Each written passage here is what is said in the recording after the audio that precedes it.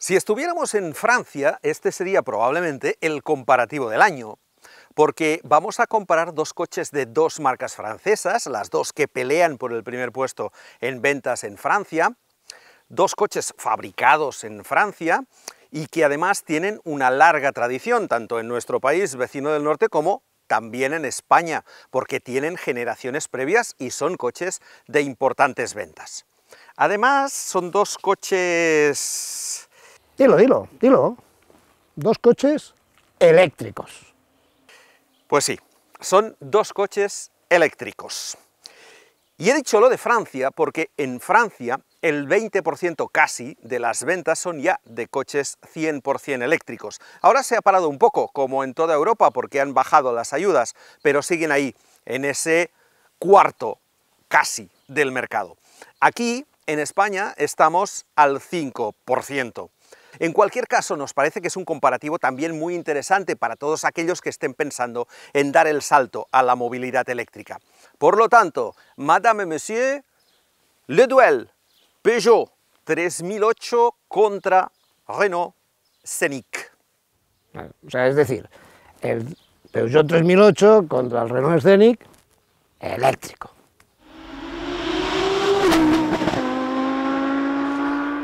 Estos dos coches son un buen ejemplo de cómo ha evolucionado la tecnología eléctrica en estos últimos años.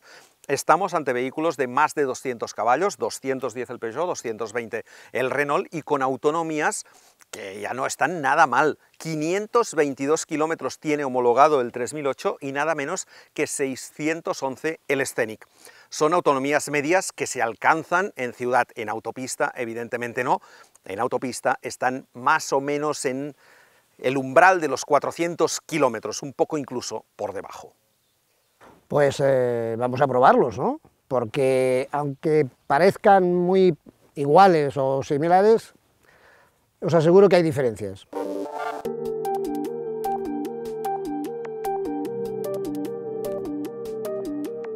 De entrada, si los colocamos así, de perfil, nos damos cuenta de que hay diferencias notables. ¿Veis? De entrada, fijaos la diferencia de altura del capó. Y es que el 3008 ha sido siempre un SUV.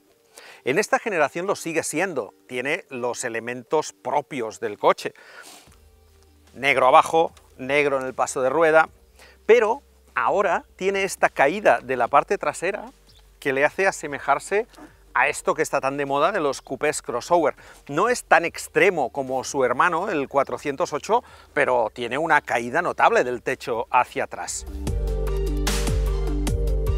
El 3008 mide 4,52 metros de largo por 1,89 de ancho y 1,64 de alto, y tiene una distancia entre ejes de 2,74 metros. El Scénic, por su parte, es más corto, con 4,47 metros, 5 centímetros menos, más estrecho, con 1,86, 3 centímetros menos, y más bajo, 1,57, que son 7 centímetros menos. Su distancia entre ejes, no obstante, es 4 centímetros más larga, con 2,78 metros. El Scénic es difícil de encasillar. Tiene algunas cosas de SUV, como el paso de rueda en negro, la llanta, que es muy grande, de 20 pulgadas, como la del Peugeot, un poco más bonita, en mi opinión, pero no es un SUV. Y no es un SUV esencialmente porque la diferencia que hay de altura libre al suelo es muy considerable. Aquí tenemos menos de 15 centímetros y el Peugeot se va prácticamente a 20. Por lo tanto, el 3008 es un coche más elevado. Las formas del Scénic en realidad son las formas de un compacto. Sí es cierto que es un coche más alto que un compacto al uso, pero eso no es porque quiera ser un SUV, sino porque tiene una batería debajo que lo que hace es elevarlo, y hay que elevarlo para conservar la habitabilidad en el interior. La estética de ambos coches la iréis viendo a lo largo del vídeo y podréis decidir cuál os gusta más. En nuestra opinión, el Peugeot tiene un diseño más radical. Frontal con faros muy pequeños, parrilla de tramado complejo, el nombre del modelo justo bajo el capó, una luneta trasera muy inclinada y una parte posterior con las 3 líneas de luz similares a las delanteras. El Scénic es más convencional, con un frontal menos agresivo donde destacan los faros de día en forma de boomerang, las manecillas enrasadas que emergen al dar el contacto, una trasera con los pilotos en T, más convencionales, y la pintura gris pizarra con techo negro en acabado satinado que cuesta 1.700 euros. Un último apunte en cuanto al diseño de ambos coches. El Scenic es obra del equipo de Gilles Vidal, que fue el diseñador que cambió por completo la imagen de Peugeot. Cuando Luca de Meo se fue a Renault, lo fichó y ahora es el máximo responsable de diseño de la marca francesa. No sé si a vosotros os pasa, pero a mí no me cuesta nada imaginarme el Scenic con el león en el morro. En cambio, se me hace muy difícil imaginarme el rombo aquí. ¿Qué os parece a vosotros? Os leo en los comentarios. Vamos con los interiores de ambos coches, que como veréis son radicalmente diferentes también.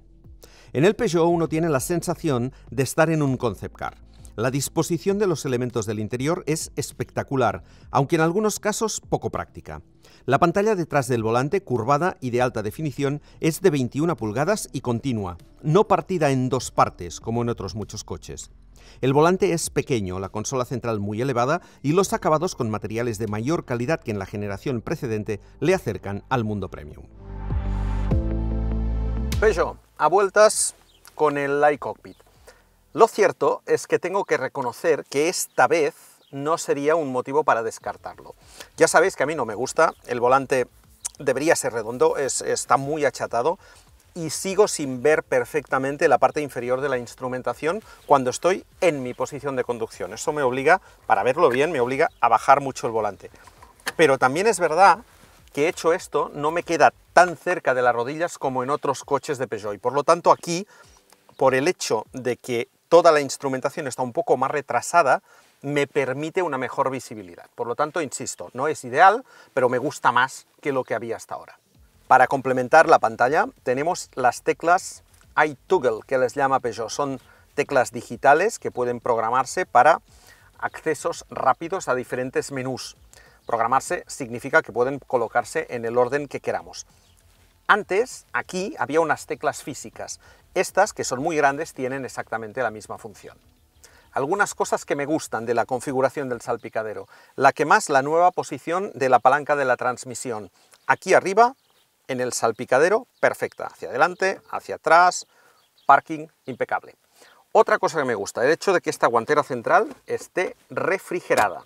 Y luego, la posición de estas distintas teclas. Es cierto que la consola es muy alta, pero ya que la tenemos tan alta, aprovechémosla. Aquí tenemos los botones de los desempañadores, el selector de los modos de conducción, el botón del volumen del audio y el del freno de mano. Y lo que no me gusta tanto, el cargador, que está en esta posición, hay que meter muchísimo la mano para alcanzar el móvil cuando ha terminado de cargar o cuando estamos parados. Tampoco me acaban de convencer los botones del volante, que ahora son ápticos y hay veces en que no acaban de funcionar perfectamente. Y luego esta guantera, que es la principal y que está más pensada para el acompañante que para el conductor, porque abre hacia aquí y es difícil tanto el acceso como incluso la visibilidad de lo que hay dentro para cogerlo. Y una última cosa, para desconectar alguna de las ayudas a la conducción tan habituales ahora, porque son obligatorias, mirad, tengo que irme a ADAS, accesos directos, y luego darle a alerta de velocidad excesiva y confirmar. Son 4 pasos, demasiados. El interfaz de la pantalla es nuevo, la visibilidad es perfecta en todas condiciones, han aumentado las funciones y es compatible con todos los teléfonos. Y el navegador tiene un planificador de viaje que nos permite planificar las recargas y que nos informa del tiempo que estaremos recargando y de los porcentajes de carga al llegar y al salir. El Scenic tiene el mismo salpicadero del Megane y muy similar al del Austral o el Espace, con una pantalla para la instrumentación de 12,3 pulgadas configurable y otra vertical para el equipo de información y entretenimiento de 12 pulgadas. A diferencia del Peugeot, conserva los mandos del climatizador fuera de la pantalla. La principal diferencia entre un coche y otro es el diseño del salpicadero. Este es un poco más abigarrado, no es tan elegante, pero por otro lado es un poco más funcional. Tenemos la instrumentación principal configurable en una pantalla y luego la otra vertical habitual en esta configuración R-Link de Renault que tienen otros modelos de la marca. Justo debajo los mandos de la climatización y el cargador del teléfono. Eso hace que la consola no quede tan elevada porque en realidad queda cortada y por lo tanto esto le hace ser distinto claramente del Peugeot. En el Renault hay más huecos para objetos, sobre todo estos de aquí abajo, que son muy grandes. Tenemos también este aquí en medio, no tan grande como el del Peugeot, pero lo cierto es que sobre todo el del fondo, que es enorme, la verdad es que para acceder a él hay que alargar mucho y por lo tanto en conducción difícil. Por otra parte, hay otra cosa que a mí no me acaba de convencer, y es esta zona de aquí. Fijaos que tenemos 3 palancas. Esta es la habitual de todos los modelos de Renault, que funciona para el volumen de la radio y para cambiar de emisora, que está bien. Esta es la de los limpias y la de arriba es la del cambio. Entonces, hay veces que intentas cambiar y lo que acabas es dándole a la del limpia porque está más cerca. La verdad es que en este aspecto es mucho mejor la palanquita aquí del 3008. Acabados, materiales, la verdad es que en este Scenic están francamente bien. Yo creo que el Peugeot está un poquito por encima, que es un poco más premium, tanto en su presentación como en los materiales, pero el acabado no admite críticas tampoco en el Scenic. Donde sí el Renault es claramente superior es en el interfaz. El hecho de tener los servicios de Google, el asistente de Google de voz, Google Maps, hace que sea un conjunto bastante más interesante. Hay más funciones, son más rápidas, están mejor resueltas, por lo tanto aquí Renault gana a Peugeot, para mi gusto, con diferencia. Finalmente, aquí también tenemos un planificador de viajes que funciona más o menos como el del Peugeot, pero hay una diferencia, y es que la batería de este coche, cuando le hemos dicho que iremos a recargar a un punto concreto, cuando se acerca, tiene un sistema que lo que hace es colocarla a la temperatura perfecta para que la recarga sea más rápida. Ambos coches ofrecen en opción y casi al mismo precio, 1.450 euros el Peugeot y 1.500 el Renault, el techo panorámico de cristal.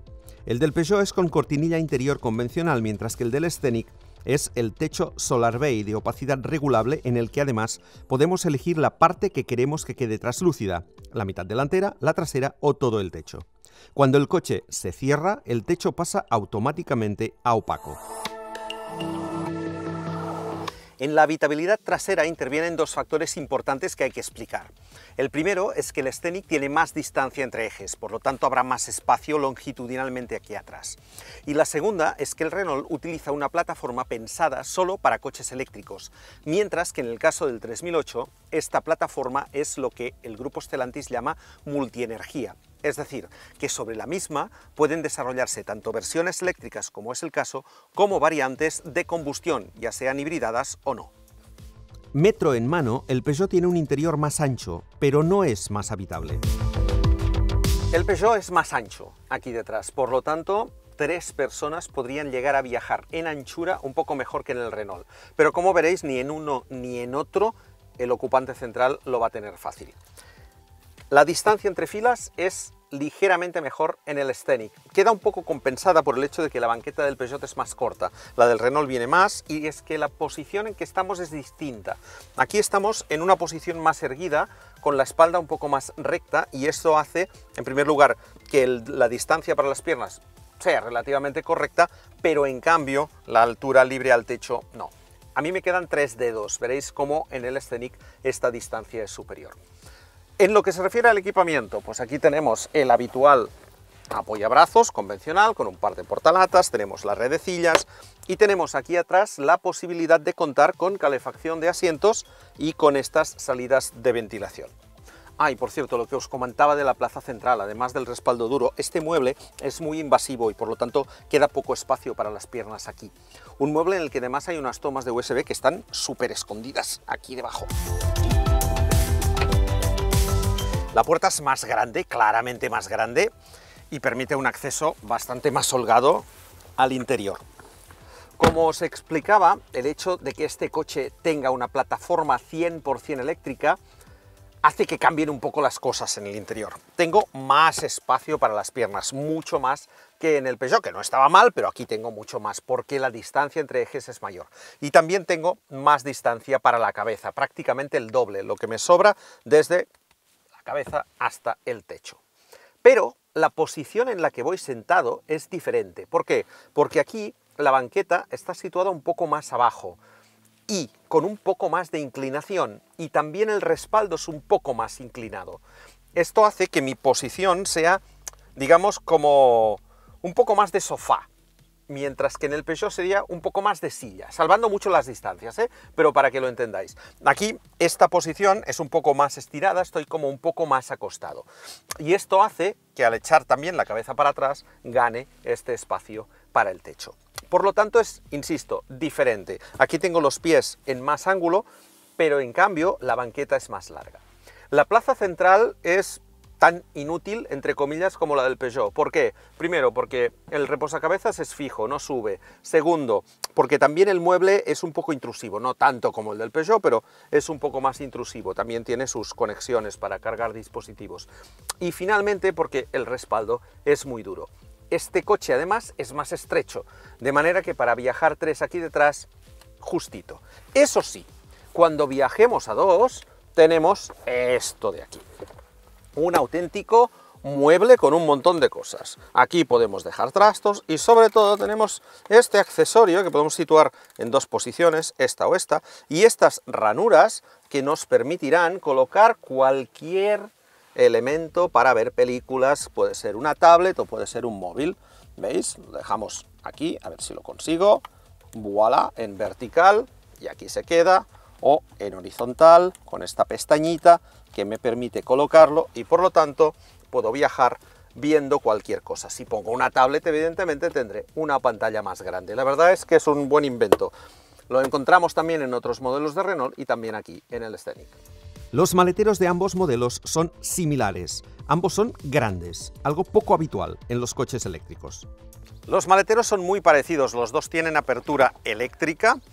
Y en el Peugeot tenemos nada menos que 520 litros, que no está nada mal, no solo para un coche de este tamaño, sino para un coche eléctrico, que normalmente suelen penalizar en el maletero. Tenemos además un doble fondo, porque este piso que tenemos aquí lo podemos colocar en la parte de arriba para enrasar con el plano de carga, y además, si lo elevamos, tenemos estos soportes aquí que nos permiten trabajar debajo. Desde donde lo teníamos hasta abajo todavía hay un hueco más extra, en el que podría colocarse seguramente una rueda de estas de emergencia muy delgaditas y que si no nos permite, por ejemplo, colocar los cables. En cuanto al abatido, es por 3 partes, podemos abatir la parte central para colocar elementos largos y luego las otras 2, evidentemente, de manera individual. El maletero del Peugeot mide 92 centímetros de fondo, 103 de ancho y 54 de alto, desde la posición más baja del piso hasta la bandeja.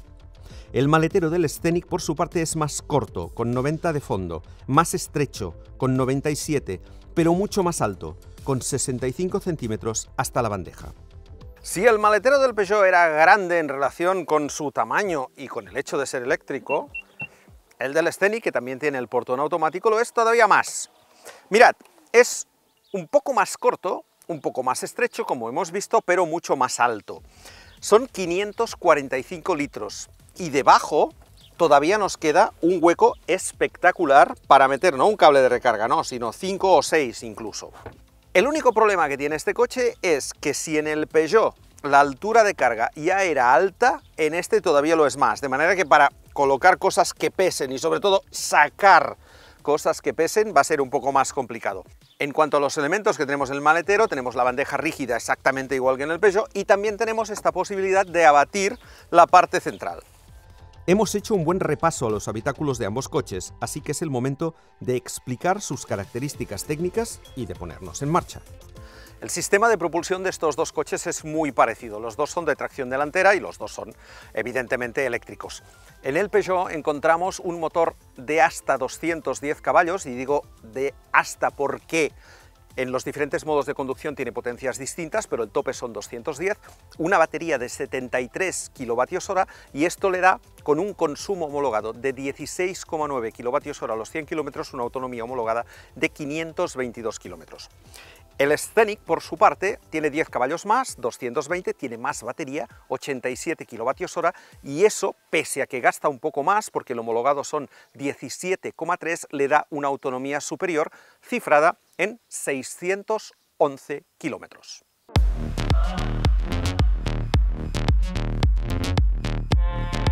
El Peugeot carga a un máximo de 11 kilovatios en corriente alterna y de 160 en continua en cargadores rápidos, mientras que el Renault carga a un máximo de 7,4 en alterna, hay una opción para que cargue a 22 en trifásico, pero hay que pagarla aparte, y a 150 kilovatios en continua.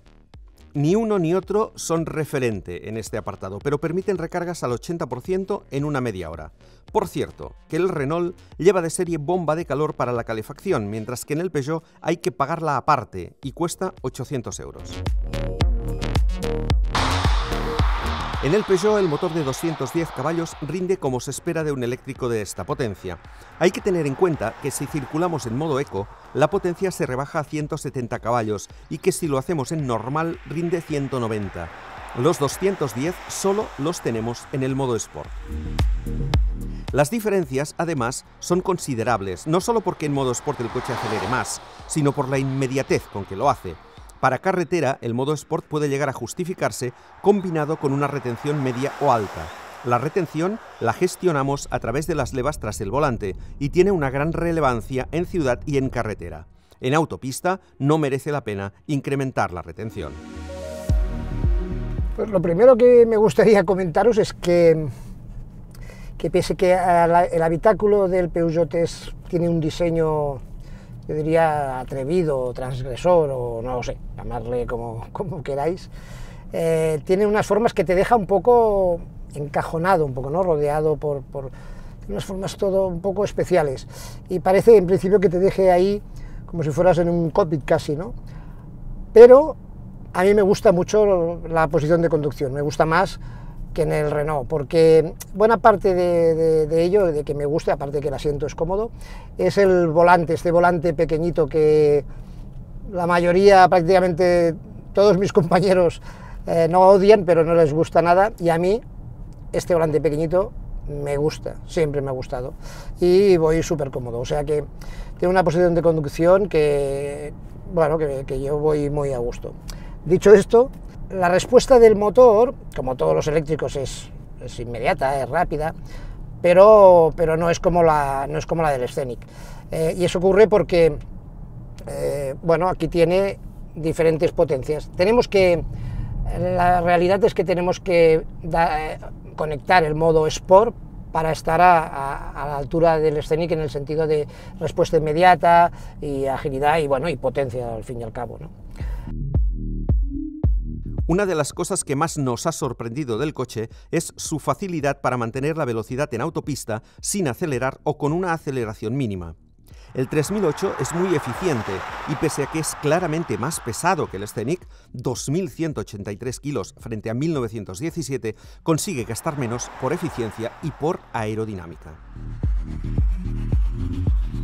En nuestra prueba en circulación mixta, el Peugeot nos dio una media de 16 kWh, por 17,8 del Scenic, y en autopista, a 120 de marcador, el 3008 gastó 22 kWh por 24,1 del Renault. Eso significa que ninguno de los dos alcanzará los 400 km en autopista a 120, a no ser que la orografía sea muy favorable. En carretera se superará sin problemas esa cifra y el consumo bajará. El Scenic parece ser claramente más potente, como si esos 20 caballos de más fueran 40 o 50. Es cierto que es más ligero y eso se nota sobre todo al acelerar y recuperar. En aceleración pura, el Renault hace el 0 a 100 en 7,9 segundos, casi un segundo menos que el Peugeot, que se queda en 8,8. La respuesta del motor del Scenic es muy viva, muy inmediata, más que la del Peugeot. Entre otras cosas porque la potencia en el Scenic no varía, da igual que vayamos en Eco, en normal o en Sport, que la potencia siempre es la misma. Lo que cambia es la inmediatez de respuesta y eso le permite ser bueno, muy vivo y rápido. Se nota diferencia respecto al Peugeot. Otro punto donde también existen diferencias claras es en el comportamiento dinámico, especialmente en carreteras viradas.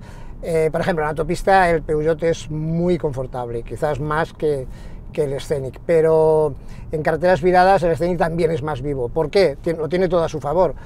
Pesa menos, tiene menos altura respecto al suelo y la suspensión un poquito más dura, y eso le permite pues ser bastante efectivo en este tipo de carreteras. En el Renault las diferencias entre los diferentes modos, que son los mismos, Eco, Normal y Sport, son menores, entre otras cosas porque no hay cambios en la entrega de la potencia. Detrás del volante tenemos también las levas para regular la regeneración, también con 3 niveles. El chasis de ambos también es similar, McPherson para la suspensión delantera y multibrazo detrás en ambos. Los frenos del Peugeot son ligeramente más grandes y ambos usan llantas de 20 pulgadas, con 235 de ancho y 50 de perfil de neumático en el Peugeot, que es más sub, y 45 de perfil en el Scenic con la misma anchura. Dinámicamente, pues también hay diferencias. El Peugeot es más pesado, es más alto, tiene más recorrido de suspensión y lógicamente eso pues se nota. Como también es lógico, o como también es previsible, es un coche que en vías rápidas y autopista es súper confortable y que transmite una sensación muy agradable.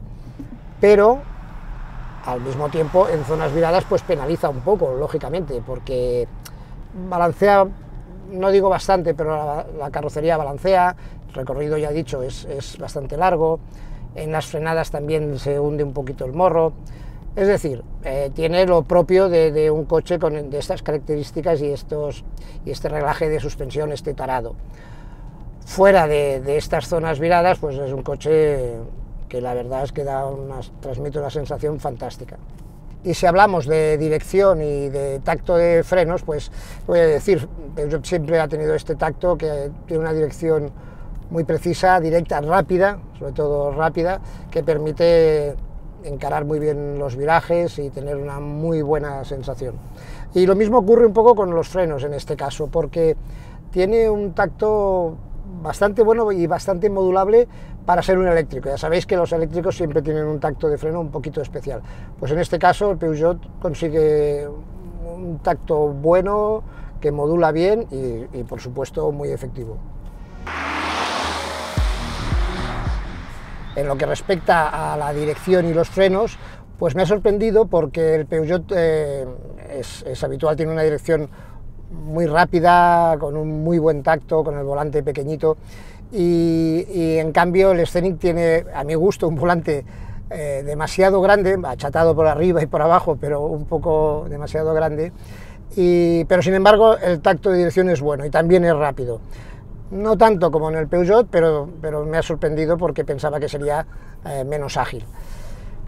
Y a nivel de frenada, el Scenic tiene un tacto un tanto especial, es un poco, como diría, brusco, un poco artificial, diríamos. Él tiene el primer toque es un poquito brusco y después, bueno, nada que objetar respecto a la efectividad en la frenada, pero el tacto sí que es mejor en el Peugeot.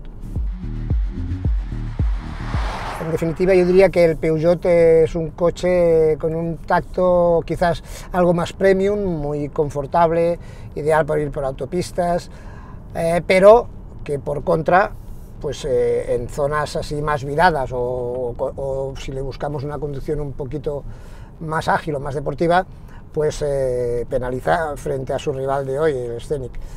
Este sería un poco la conclusión. Yo, si pienso en la parte que siempre me gusta, deportiva, o un coche que sea más eficaz en zonas viradas, debería quedarme con el Scenic, pero el Peugeot tiene un gran número de cualidades que también lo hacen muy apetecible.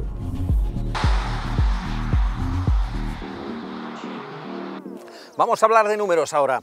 Son coches eléctricos, son topes de gama, están muy equipados, ergo, seguramente serán caros. Veamos.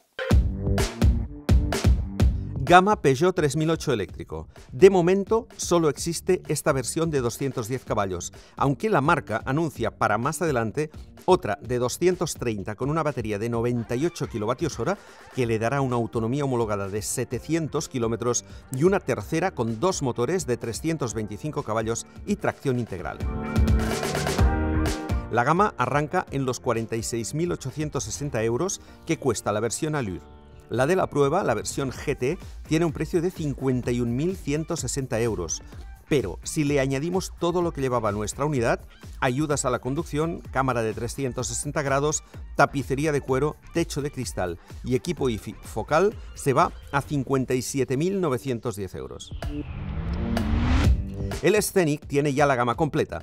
Existen dos versiones, la que hemos probado de 220 caballos y batería de 87 kWh y otra de 170 caballos, batería de 60 kWh y autonomía de 429 kilómetros. Esta última, en el acabado Evolution, cuesta 38.703 euros. La más barata con la mecánica probada, llamada Tecno, vale 45.493 euros. La Split Alpine de la prueba, 48.015, 3.000 euros menos que el Peugeot en el caso de las versiones comparadas, mientras que la unidad probada con el techo Solar Bay, la pintura satinada, el equipo de sonido Harman Kardon y el pack de ayudas a la conducción con la cámara 360 tiene un precio de 53.565 euros, casi 4.500 euros menos que el Peugeot con el mismo equipamiento, pero con la opción de cuero en el 3008. Pues ya sabéis todo sobre estos dos vehículos franceses, familiares, bien equipados, con maleteros grandes, habitables y con este toque casi premium. Y bueno, y una cosa, no sé si lo he dicho, y eléctricos. Y eléctricos, efectivamente. Yo creo, Luismi, que me quedaría con el Scenic. Mira, el Peugeot me gusta. Sobre todo el planteamiento del interior, es un coche más premium, más tecnológico, más silencioso, además gasta menos, pero el Scenic es un coche más familiar, es más habitable, es más equilibrado, en mi opinión, tiene un maletero más grande, más espacio en las plazas traseras y sobre todo hay una diferencia importante y es que es un poco más barato. ¿Y tú? ¿Tú qué harías? Yo me quedaría con el Peugeot, fíjate. ¿Ah, sí? Pero con el 3008 híbrido enchufable, que cuesta 8.000 euros menos, tengo unos 90 kilómetros en eléctrico y además no tengo que parar a enchufar si me voy de viaje. Pero no es eléctrico. Bueno, un poquito.